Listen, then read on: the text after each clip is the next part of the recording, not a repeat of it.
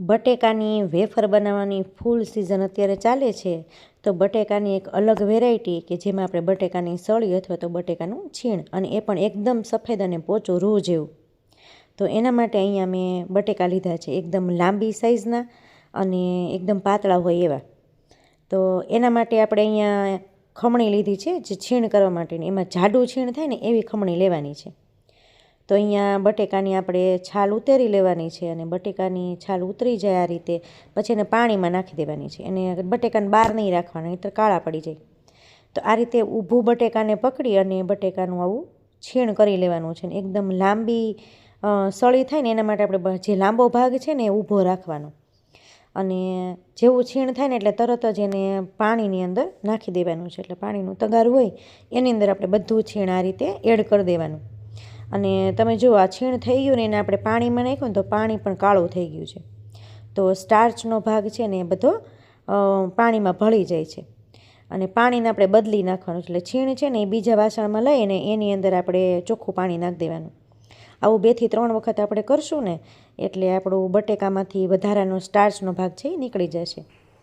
ત્યારબાદ એક મોટા વાસણમાં પાણી ગરમ થઈ જાય ને એટલે અડધું વાસણ પાણીનું લેવાનું છે. પાણી ગરમ થાય એટલે 3 ચમચી મીઠું નાખી દેવાનું, અને મીઠું ઓગળે એટલે આ રીતે છીણને પાણીમાંથી નિતારી અને એ વાસણની અંદર ઉમેરી દેવાનું, અને એને ગરમ થવા દેવાનું. ફૂલ ગરમ થઈ જાય એટલે આ રીતે જો એમાં તરી વળી જશે. અને આ સ્ટાર્ચનો જે ભાગ છે તરી સ્વરૂપે ઉપર આવ્યો એને આપણે આ રીતે ચમચાની મદદથી ઉપરથી કાઢી લેવાનો છે. અને ત્યારબાદ આપણું છીણ એકદમ સરસ બફાઈ જાય, એને એકદમ મેશ નહીં થવાનું. આંગળીમાં આપણે ચેપીએ ને તો ચેપાઈ જાય ને એટલું બધું નહીં એને બફા દેવાનું, નહીંતર છે ને છીણની જે સળી છે ને એ છૂટી નહીં પડે અને બધું ભેગું થઈ જશે. તો આ રીતે એને ઝારાની મદદથી ચાયણીની અંદર કાઢી લેવાનું છે, ઝારાની અંદર. તો આવી ઝારીમાં કાઢી નિતારી અને પ્લાસ્ટિકના કાગળની અંદર આપણે આ રીતે એને તડકે સૂકવી દેવાનું છે, અને છૂટું કરી લેવાનું. ગરમ લાગે તો મેં અહીંયા છે ને કાંટા ચમચી લીધી છે, એની મદદથી આ રીતે છૂટું કરી અને એકદમ કડક સુકાઈ જાય ને એવું કરી લેવાનું. તો આ રીતે સુકાઈ જાય એટલે આપણે એને તળી લેવાનું છે, અને શીંગ તેલમાં તળીએ તો એનો સ્વાદ છે થોડોક વધારે આવે છે.